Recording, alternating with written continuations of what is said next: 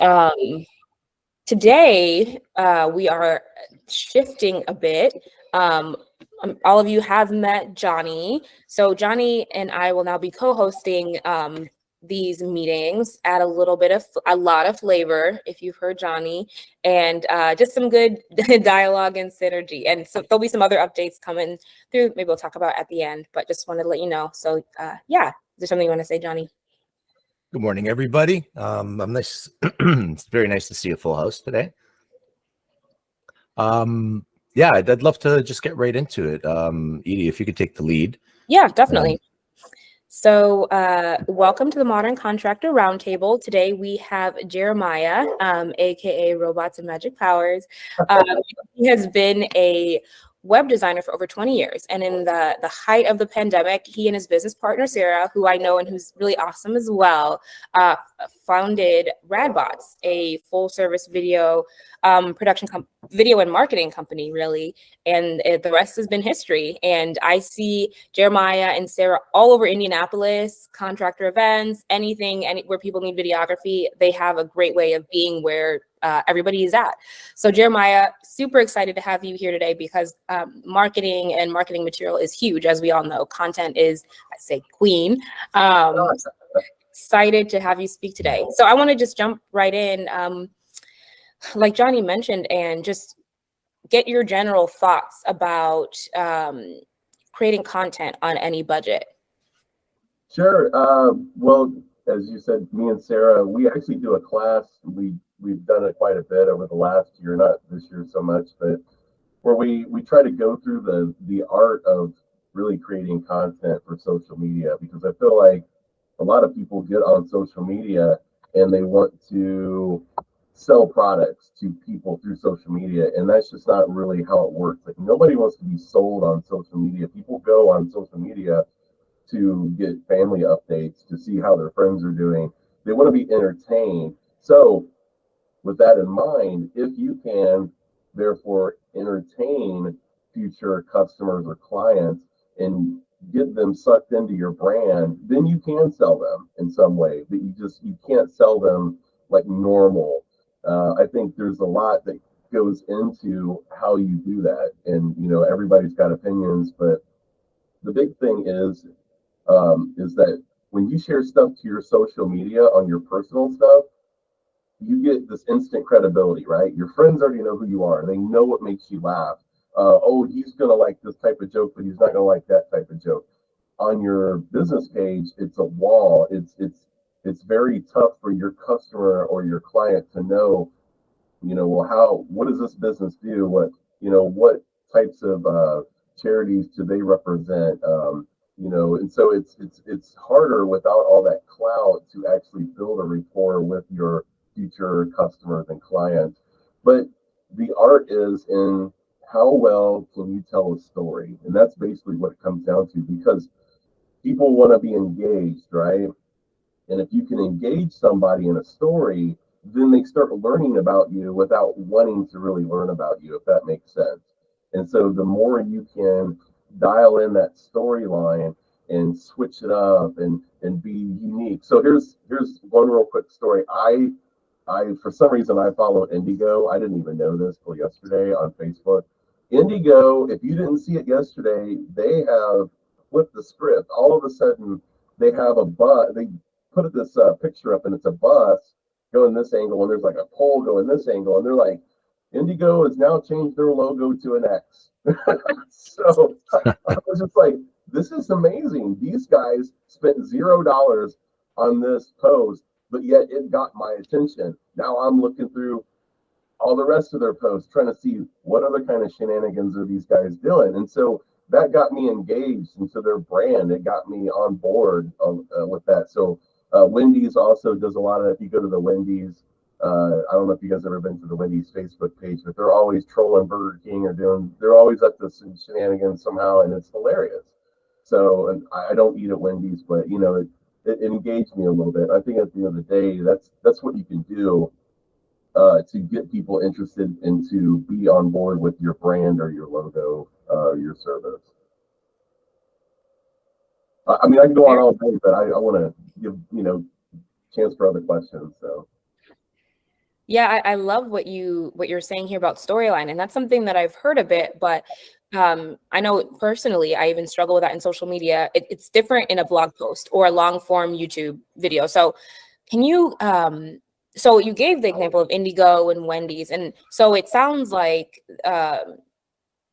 the story, I don't know, can you just walk us through that a little bit? Like, how do you craft that story and how does that look in social media? Yeah. So there's a number of different ways you can craft a story, and you have to think of what makes a story compelling, and then let's go from there. What makes a story compelling? Well, somebody has to find your story relatable. It has to be familiar in some ways. I have to be able to identify with it. If I'm seeing a story and it starts out with a purse, to me, that I'm not identifying with that. Um, it has to be unique. It can't be the same old story that everybody's telling. I see these roofer people all day long posting the exact same thing.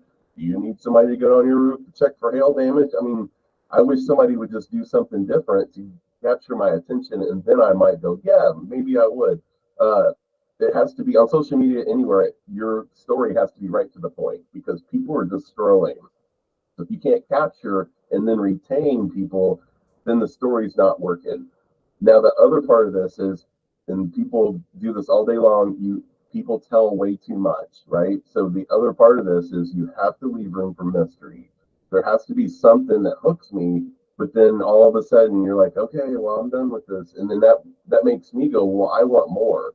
You have to leave people wanting more. I know they say that in the music business all the time. um, but that's how you, in a general sense, that's how you tell a compelling story. There's all kinds of different stories that you could tell, though. But I would say the biggest thing that people run into when they're telling a story that's like a no-no is it's too long, or there's this thing called the curse of knowledge. So, I know what I know, and you know what you know, and we don't necessarily have to know every single detail about what each of us does, right? I don't need to know everything the plumber's going to do, what types of pipes he's going to use, what size they are in millimeters, what kind of wrench he needs and stuff. I don't care about any of that stuff. I want to see somebody that's knowledgeable, and then I'm just like, okay, you're the expert. You take it from there. As soon as you start over explaining, then I'm going to fall asleep.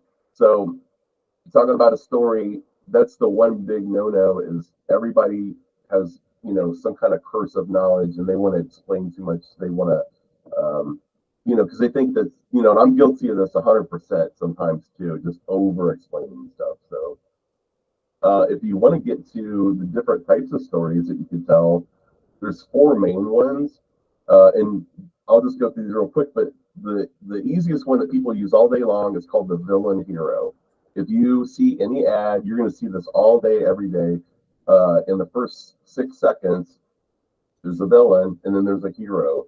So the villain, let's just say you got to, if you're selling paper towels, well, then you might show a coffee cup getting spilled on a desk, right? And it goes over some paper. That's the villain. The hero is the napkins, right? The paper towels that come in and clean up. Bounty does this all day long. You can switch that. You can have.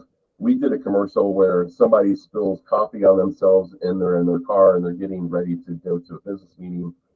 They need somebody to clean their car. So the hero is the mobile detailer that comes in and cleans your car. So this works on multiple levels, but it's probably the most commonly used one. That kind of gets you in there in somebody's head, fairly easily with the villain hero. The next one is the mini documentary. You'll see this a lot of times with bigger corporations where they're interviewing the CEO. Why did you start this company? Well, I started this company because uh, I saw a need for this in America, and these trying times, we need more people. So you get into more of like the philosophical aspect of your brand, and it works on some level. The other one, obviously, we were talking about the leaving room for mystery. The other one is like a cliffhanger. You give people just enough, and then at the very end, you kind of like leave them with almost like call to action, like, "Hey, go check us out. You want to see more of this? You want to learn more about our company or what we do? Then you're going to do these steps that we're going to lead to. Which is go to our website or sign up for more. One of the coolest ones, if you can do it right, is called the expectation breaker. If you're posting regular content and it's not working, you can do something that kind of flips the script halfway through and kind of throws people off guard. So if you think about a long time ago when seatbelts first came out, nobody was watching seatbelt commercials. They were kind of tuning it out, right? Because nobody wanted to wear seatbelts. So what they did is the government, they put together a commercial, and it was a car commercial. And then it showed like this family getting in a car and they have a dog and everybody's good for a Sunday picnic or driving down the road. And all of a sudden, bang, they get in a car accident. And this all takes place within like 5-6 seconds, right? So you're like, wait a minute, I thought this was a car commercial. It turns out it was a seatbelt commercial. And then now they got your attention. So the expectation breaker, if you do it just right, can be something that really makes people pause and think about stuff. So those are what we consider kind of like the big four of how you would, kind of tell a story. That's really powerful, Jeremiah. I think it's interesting how you frame that. So the 4 ways. Now I'm just, as a contractor. Now the contractors, they're interested in gaining more work. It's really like a localized environment. So you're going on to social media and you're showcasing maybe yourself or your personality or your company's personality and trying to build a brand around it. And the question comes like, it being such a localized type of thing, you're not really selling a brand out to the world, out to the internet. I know even myself as a contractor and other people as a contractor, they're out there, they're showcasing their work. They're doing the do's and the don'ts and the how-tos. And, I have my opinions about that. You're right. Everybody's doing that. It's not really a great way of differentiating yourself from the competition, if that's what you're attempting to do. Getting out there and showing a little bit of a personality to your crew as opposed to the quality of your work, I think it captures a lot more attention. I'd like to kind of go around the story and stick with that a little bit, because I think as a contractor, we've got lots of other things to do, social media, aside from hiring a professional to manage all of our channels and that sort of thing. It's kind of like a daunting, overwhelming task, especially when you first start your Instagram and, you've got, 4 followers. Like, where do I start? Now again, I need to learn how to deal with video. I need to learn how to build a story. I need to learn how to, and there's just such a learning curve. And it's overwhelming, for someone who specializes in something else. Like, we're hands-on sort of thing. So getting into the tech thing, and I'm curious about this story concept and kind of building that out, what that kind of looks like. Do you have any ideas around how a contractor can kind of frame a story and build a brand around who they are and what they have to offer without getting into the salesy thing? Because I agree with you 100%. The internet is just sales exhausted. It is. So there's a couple things here. Number one, you can't just be like, oh, I know it's hard to be like, oh, it's such a daunting task. And you just have to get in there and start doing it. It's one of those things, you just got to get your feet wet and go from there. And that's what we did, really. We started 2 years ago posting all this really good content that nobody was liking, and you just have to get in there and start doing it. So what I would say is definitely, we kind of showcase telling a story, and I will get to that in just a second, and doing all this really cool social media stuff. If you can't do any of that, what you can start with is just start with, instead of a story, you just start being helpful, right? So it's hard to organically get your social media, your Facebook business page, to get that to show on everybody's feed. The one thing that's in the algorithm is if you're helpful. You don't say anything about buy my services, but here's what I will do. I'm a realtor. Here's 4 reasons you should buy a house right now. And then go into that. I see this a lot from my friends that are realtors, that are into insurance, that are CPAs. They just sell or they show helpful stuff all the time, and they try to maybe pick out one or two things that maybe people are thinking about. Like, have you ever thought about being an LLC? You know, how, and not without going too much into it, just to give you like a little taste that maybe I do need to talk to a CPA.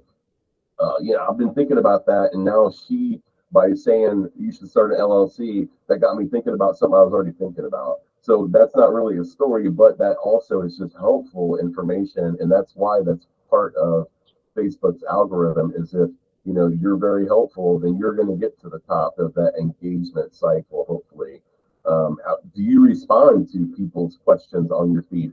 Are you asking questions? So these are like some of the basic things that you can go on YouTube and say, well, you know, how do I make engagement better on my Facebook? That's the number one types of things they're going to say. You have to answer.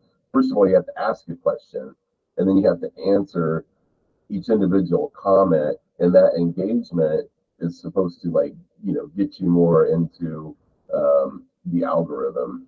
Now, if we come back to how can I tell a story without thinking of a script and having to do all this stuff. Think about this. This is one thing that we do in our classes. We talk about, if I have this thing called, I'm going to an award ceremony. Let's say I'm going to the Emmys, or what are all the cool kids going today? The Grammys. I don't know. Anyway, so you're going to an award ceremony. So here's one thing you never do is you don't want to post the same thing on every single social media platform. And here's why, is because you can use all of the platforms to tell one story, but give a little piece over here and another little piece from this angle and another little piece of this angle. So if you're at an award ceremony, you might use TikTok to get a behind the scenes in the dressing room, right? You're getting ready. You may be putting on makeup, not me, of course, but maybe I'm shaving or something. But I'm in the dressing room. I'm going to get my thoughts and feelings about what may or may not happen at the award ceremony. Facebook is where I'll tag myself as being at the event and show like me arriving at the event possibly. YouTube might be just the still camera in the back, filming the entire award ceremony. If you're a complete nerd, you'll go watch this thing. Instagram is the red carpet, where everybody gets the famous red carpet pictures. LinkedIn is the acceptance speech and possibly showing a professional accomplishment, something like that. So if I'm friends with you on Facebook, but also LinkedIn and possibly something like Instagram, then maybe I don't care about your content right away. But as I keep scrolling, I said, yeah, I saw something on Facebook about this award ceremony. Now I'm seeing a different part of it over here. And then now I'm on Instagram, and now you look like a superstar. You've told me a story without me wanting to hear your story. You see how that works? So that's a kind of a dramatization of what actually happens. But I just want to show you that's a way of telling a story without telling a story. So I think it's becoming a lot more clear to me what you mean by a story, and I guess on the day-to-day, the stories are there. It just seems like just pay attention. I mean, like, what do you do when you get up in the morning to get to work? I mean, first you're getting ready, then there's the traveling to the job, then there's the actually doing the job, then there's the accomplishments. I mean, day to day, there is a story there, and it does seem that these are the things that people out there, the audience, is more interested in, what's real, like the real process, and they get like a bit of a more intimate relationship with you. So maybe it's not about showcasing how great of a quality or how amazing your skill is. I think the assumption there is that you have the skill. The question is who are you? And maybe that's what people are a bit more attracted to, right? I think you're 100% right. I always tell people when we're coming up with scripts for people, it's not how good you are at your job. If we're doing videos for plumbers, right? I personally, I don't want to see, as an end customer, I don't want to see you unclogging a toilet. I just don't want to see it, right? I know you're good at your job. What I want to see is this guy relatable to me? Is he friendly? Is he smiling in the commercial? Is he shaking hands? Is he standing next to the client and the client is very impressed by him? like the client's very involved in, what he's doing. And those types of things, if you show those types of things, then people just automatically get a sense that I could, what, I could probably hire this guy and I'd be all right with him. I don't even care what he charges. Not, it's less about price. It's more about selling yourself than actually how good you are at it. I know tons of great artists that are amazing and they just don't make hardly any money, and it's sad because they're so good at what they do, but in the end, you're selling yourself. So. I think in the case of contractors, because that's what we're here to kind of discuss, is that there's a sense of pride in their output, a pride in what they do, and that's what they want to showcase. But for an example, like I have a flooring company, and when I first started moving into the social media space, at first I thought it was about the quality and what type of work we do, and that's what we wanted to see. Because I think the intention, for a contractor to have some social media presence is to build credibility and to showcase their portfolio in a sense. But as things started to evolve, I started to realize a little bit more that maybe it was more about the personality of our crew, of our team. It was what people like, what we do on the job site, joking around, having fun, cracking jokes, making mistakes, being vulnerable. And I think that's one of the biggest, challenges especially for a contractor who's, in a lot of senses, a perfectionist in what they do. Being vulnerable is the farthest thing from what you want to showcase about yourself, because you're always in competition with other people. But I do notice that there's, a trend of younger accounts, especially on Instagram, which is really the space the contractors like to occupy, Instagram, for some reason. But it's like I could do better than them, like there's this sort of competition about how, my process is better, do this, don't do that. And I think I'm hearing you, it's that really people don't care. It's oversaturated. Get a little bit more personal and just be yourself out there and build the credibility through building relationships with your audience. Yeah, one of the other things too is if you're talking about video or you're talking about running ads or you're talking about creating content, my biggest thing is it's consistency over time. It's an equation. You can't just do one. We get this all the time. People are like, how much for one video? It's like, we're not doing that for you. Like, we don't just want to do one video. We want to create a whole campaign for you, because there's no point in just having one commercial. People will share it one day and it might get a few likes or a few shares and then it's gone. Well, what happened? Where was the behind the scenes? Where was the extra stuff? Where did it all go? And why was this thing that you did so short? Advertising, is the exact same way. I don't need a roofer right now, but if you just keep showing me those roofer ads that you're so nice and you get that brand in my head, as soon as my roof is leaking, I'm going to call you, or I'm going to look through Google, but then I'm going to recognize your name. Oh yeah, I see those guys on Facebook all the time, or I've seen, something about that logo reminds me of home when I was a kid, so I'm more apt to call you. Things like maybe if you're talking about a contractor or somebody that does roofs, that's called an emotional decision. That's not something I'm going to research for 5 years and then finally buy the right bed.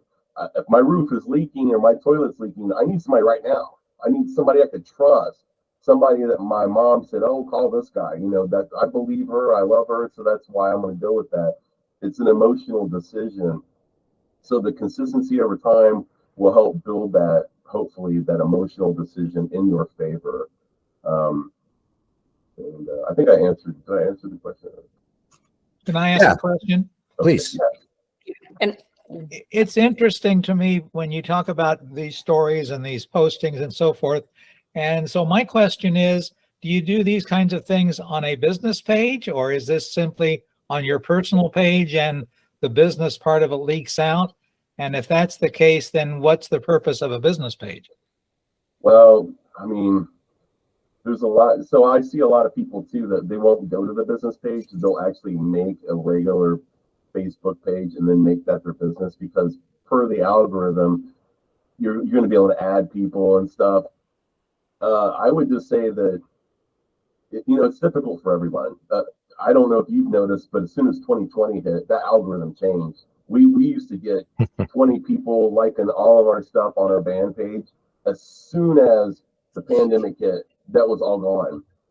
They just started saying, nope, we're tightening up everything. Now we want you to really pay for you to talk to your own audience that you've desperately amassed, you know. And so it's weird, and it's interesting because the algorithm's always changing.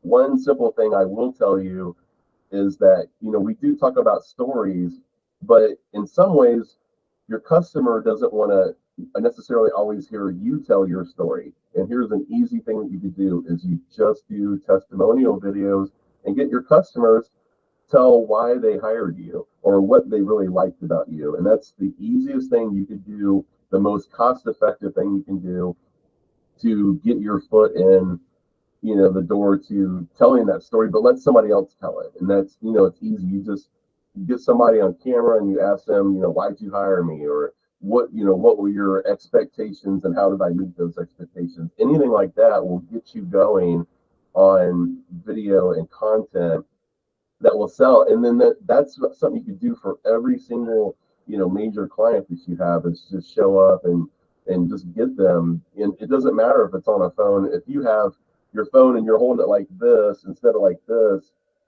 it almost seems more natural, more like I'm going to believe it more. It's almost more believable because nobody thought that, hey, turn the camera this way or turn on the lights and, you know, let's get ready for a production. It's more like we're in the moment and you know, there's no cuts, you know, we're just getting the raw facts here. Why did you hire this person? What did you like about them? So again, my question is, do I post that on my business page then? Yeah, you do. But sometimes I also share it on my other page as well. But like I said, it's consistency over time. And you have to do other posts where you're helpful and giving facts about what you actually do in the industry that you're in. And maybe industry news about, oh, some things are happening in my industry and here's what they are. Or here's 4 things to look at before you hire somebody like me. Showing those types of things, you know, in the end, it may not change the algorithm in your favor, but if somebody, you know, we all do this. I got introduced to so-and-so plumber. Well, I might go and check out their website. I might go check out their Facebook page. And so seeing all that stuff that you've already done just proves to me that you are a legitimate business, you know. And it used to be that you had to have a website. Now I'm not so sure, you know. I mean, if somebody recommends me on Facebook, here's the number one thing. Facebook does not want you to leave Facebook. I don't know if you guys do that. If you're on your mobile phone and you click a link to go to somebody else's site, you actually don't leave Facebook. Facebook has made their own browser and integrated into your phone, so that way you're actually not even leaving Facebook. So if you could tag somebody and tag their Facebook while you're in Facebook, that actually, there's more credibility than to actually trying to share an external link where they don't want you to leave. The little tiny things like that and consistency over time, it is. So That's good. And I want to say that at any point, feel free to jump in with a question. And if you feel awkward about jumping in, feel free to raise your hand if it makes it easier. Sometimes it helps me. But you kind of are like adjacent to it. So I wanted to mention like the multi-channel, like how you talked about, because what I've noticed is a lot of times contractors are usually only on Facebook or only on Instagram, if on anything. And like you even mentioned LinkedIn. I think LinkedIn is an amazing opportunity for contractors because there's no other contractors really talking about what they're doing. And it's very localized as well. It can be, you know. So I'd love to get your perspective and input on that. Like maybe what are some good channels if you're just starting out, and if you're wanting to expand, where to, like what social media platforms are good to actually generate, not just to get likes and followers, but to actually generate business, because that's what it's about at the end of the day. Well, I mean, it's a really good question. I think it depends. It really depends on what you're doing. LinkedIn is a weird animal. We've tried. LinkedIn is almost like Google in some ways. It takes a lot to get your Google ranking up. Well, it takes a lot to get any kind of momentum and traction on LinkedIn. It just is. It's more, I don't know. What I would say is definitely some things are going to work for you better than others. And the idea is that we're not on everything. We're not on TikTok. I don't know how to dance. You know, that's what I always say. I'm not on TikTok. I don't know how to dance. So, but you know, some other people. I know a guy that does landscaping, and he is betting the farm that he's going to get a viral TikTok by doing X, Y, Z, or what, you know, showing humility by, you know, he can't get a lawnmower working or whatever, trying to make a funny video and stuff. And you have to admire that because he's trying, he's doing stuff. Um, the big thing that I will say is most people see this whole social media thing as this giant mountain, and they're at the base and they're just like, I'm already tired. I haven't even started climbing, but I'm already tired, and I get that. The one thing that I will say is you know, to get into the spirit of now I'm going to start creating content. Well, now you have to become an active consumer, like I'm going to be on a mission to consume media and see how I'm being sold. When people do something or I see a cool ad, I'm gonna be like, why did that get my attention? I might even save that ad. I do this all the time. I take screenshots of things because I want to go back and look at that and revisit those things. Like, wow, they got my attention because they did this or they said this.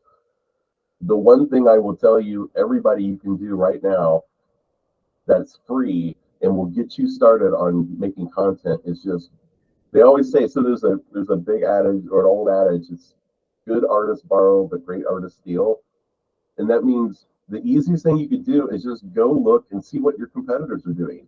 See what kind of attitude if you have a direct competitor, see what kind of attitude they have on social media, and then see how well that's working for them. Maybe somebody's super funny and they're always just actively telling jokes on Facebook on their business page.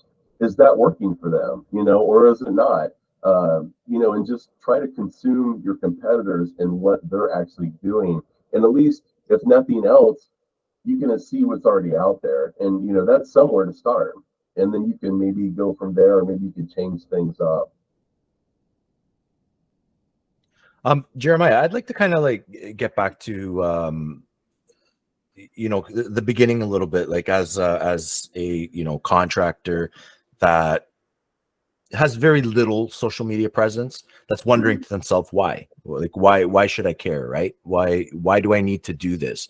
Like, am I really going to be getting leads from my social media? And I think, you know, from some experience, the answer is likely no. But what are the reasons why a contractor should want to have social media presence?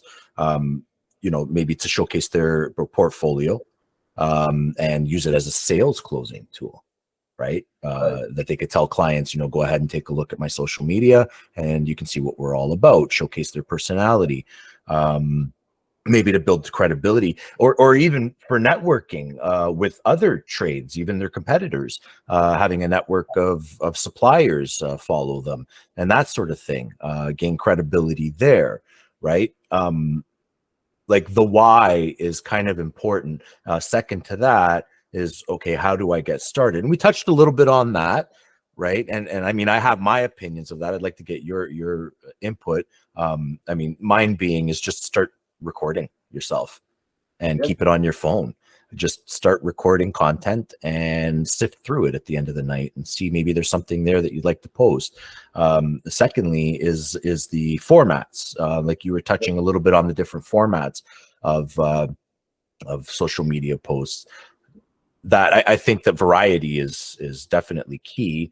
You can get a lot of information from that. So maybe, you know, one format would be, you know, me talking with my customers live, or another would be just our drive to work and the stuff we talk about. And it doesn't always have to be about what you do, but who you are.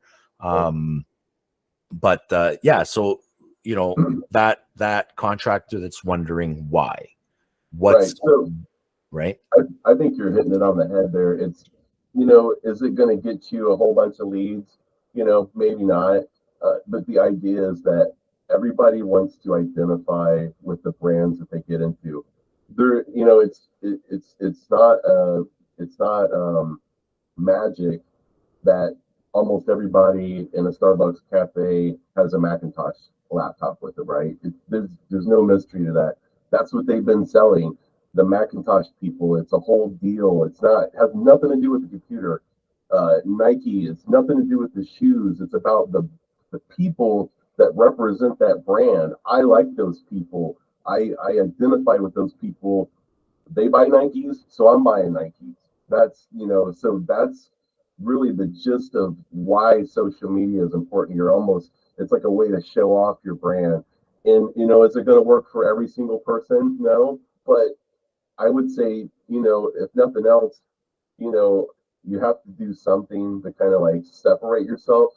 I think that's maybe the big thing that I'm looking for is we actually have a whole year contract with a lawn care service in Indianapolis, right?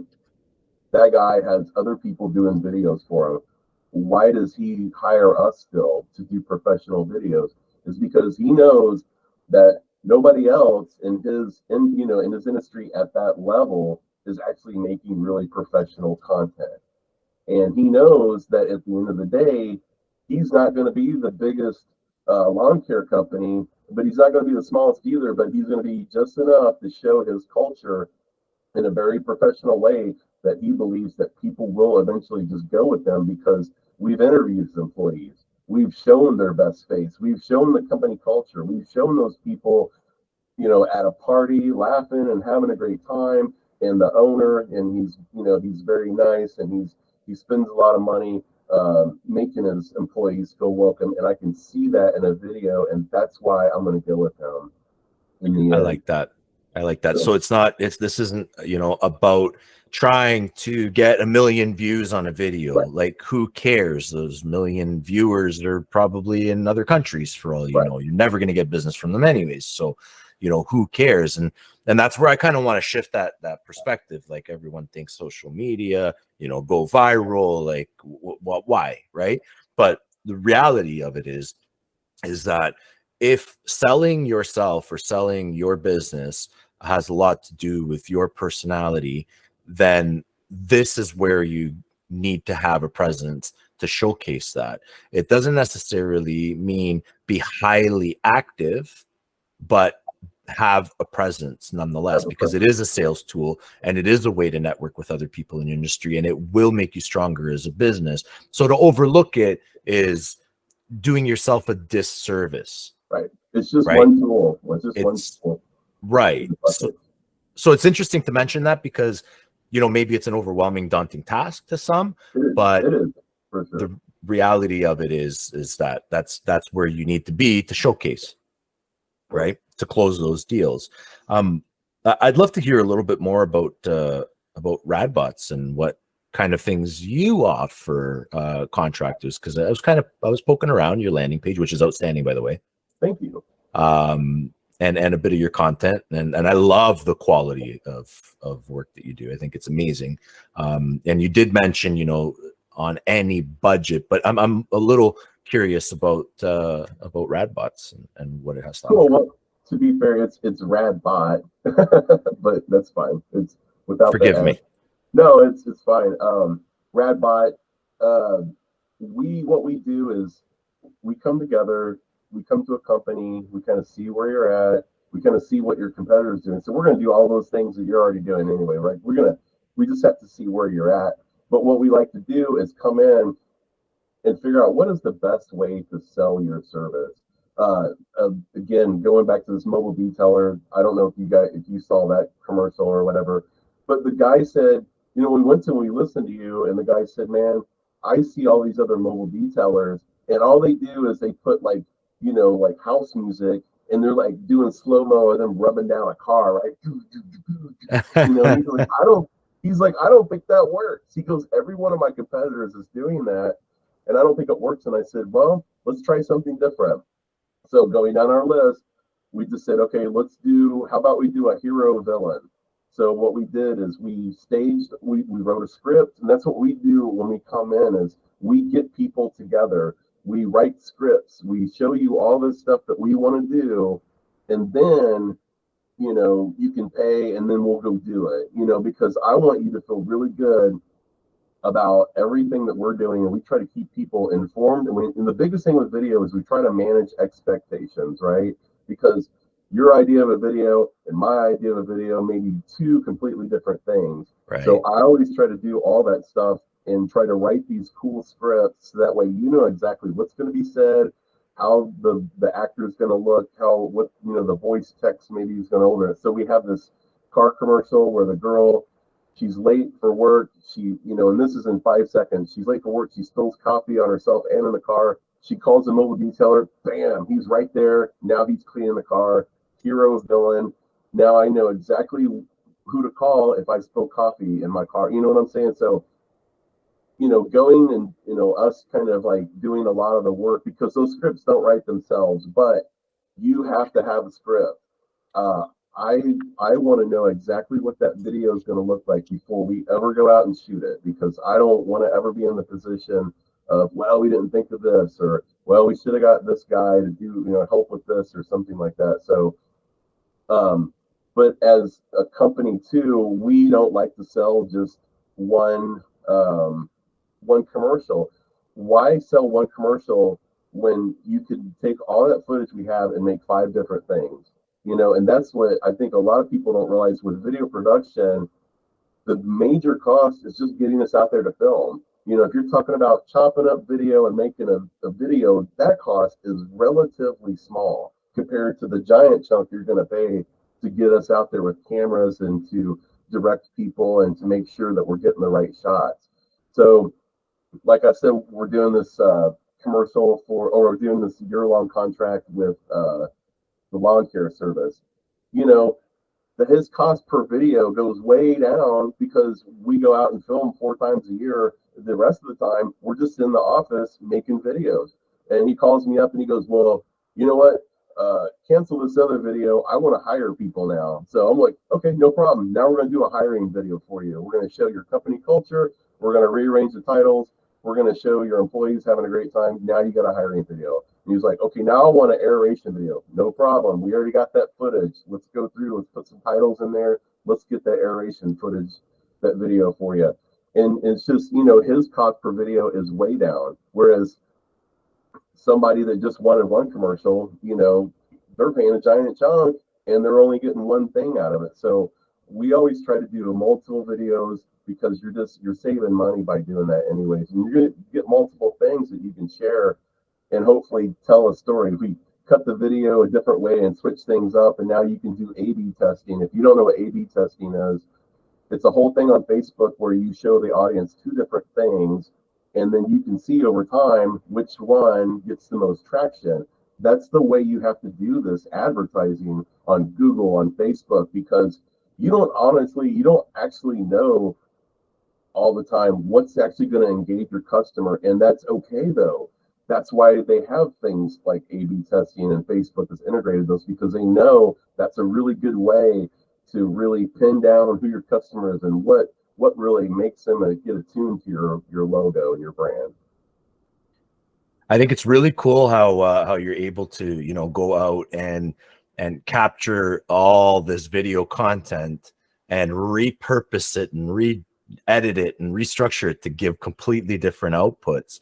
I didn't realize it was that like easy to do. And I guess that kind of goes back to what you were saying a bit about telling the story, right? Is that there's many different ways of telling different stories with a bunch of video from one, just by repurposing and cutting it different ways. You can create all kinds of different things with it. I think that's really neat. So getting to the contractor, because again that's what we're talking about. Is it like would they come to you with social media presence, or are you able to work with zero?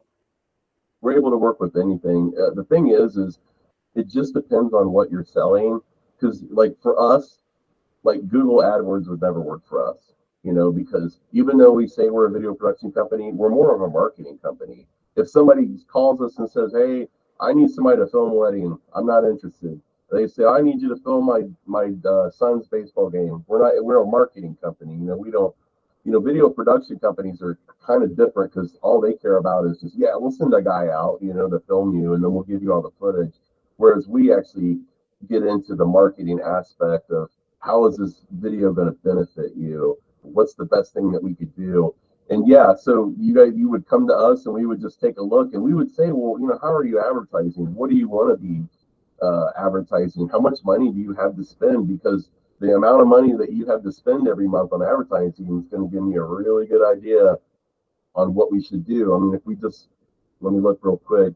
If we're just talking about advertising anything, if you have less than $500 a month to advertise, then you're looking at Facebook, Instagram. If you got a medium budget, or 500 to 1,000, then now you can get into AdWords. And if you are a contractor, a roofer, or something, that may be something that would be very beneficial to you, because on some certain industries, like the car detailer, that guy, he spends over $500 a month on AdWords, and it does work for him. Like, he's right up there. People call him nonstop.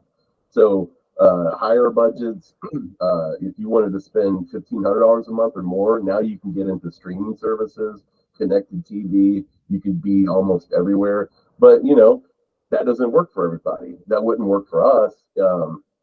I don't, and actually, speaking of that, we just create a lot of good content, and I think that alone works for us. That's our specific industry, though. That's not a contractor or a roofer or something. So that's specific to us. But maybe Google AdWords would work for you. So, and it's free to talk to us. I mean, we would be happy to sit down with anybody and just talk and just say, well, where are you at? What are you trying to do? And what kind of money are you willing to put behind this? And just go from there. Just another quick question. Would you say that there's a correlation between the quality of your social media content and the quality of your sales? Yeah, obviously, you can lead a horse to water, you can't make it drink. At some point you got to step in, and you have to have the knowledge and the know-how to what's that called? Where you actually turn a lead into a sale. I can't think of it right now, but Conversion. Yeah, conversion. There you go. So obviously you have to have the knowledge and the personality to make a conversion, but here's what I will say. If you are making any content whatsoever, if you just once a year did something very professional and spent whatever amount of money to make even if it's just a professional interview, that to me makes your other stuff look way bigger than what it is. When I see you in a tuxedo getting an award and it looks professional, now I have, when I look at, you on a phone and you're talking to me about what you're doing today, all of a sudden that stuff just becomes a little bit better to me. It's like, now I feel like, well, this guy's a superstar. So, hey, superstars do stuff on their phone too. So it gives me and I think that's what the lawn care company that we work for too, because they're also doing TikTok videos and using phone to capture stuff, but they know that if they just have a certain amount of professional stuff, that'll make their other stuff look even better. People will pay more attention to it. So I like that. Cool. Awesome. Are there any other questions? I'm gonna make sure we pause and ask. Okay. Jeremiah, we don't need to prolong this, but Jeremiah, do you have any firing, what are they called, parting shots for us? Any last thoughts that you want us to Absolutely. And for one thing, we have this thing at the end of our presentation. Number one is go look at your competitors and just see what they're doing. That'll get you started. Don't be afraid to be creative. There's a bunch of things that stop you from being creative, and I don't want that to ever happen to you.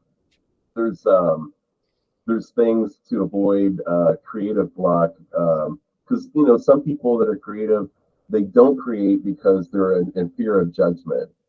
That's one of the big ones. I'm not going to do anything cool, so why should I try? And that's just crazy. You have to jump in. You just have to start doing it, and you have to see what works. So like us, one of our biggest Instagram posts was literally me in the middle of a shoot going, holy crap, we forgot to do any behind the scenes. So I'm like, doing this. That got like over 100 likes, and it was like Wild. literally the dumbest thing we've ever done, because we forget that, you know, we're actively doing our stuff. We forget to shoot behind the scenes to show people what we actually do.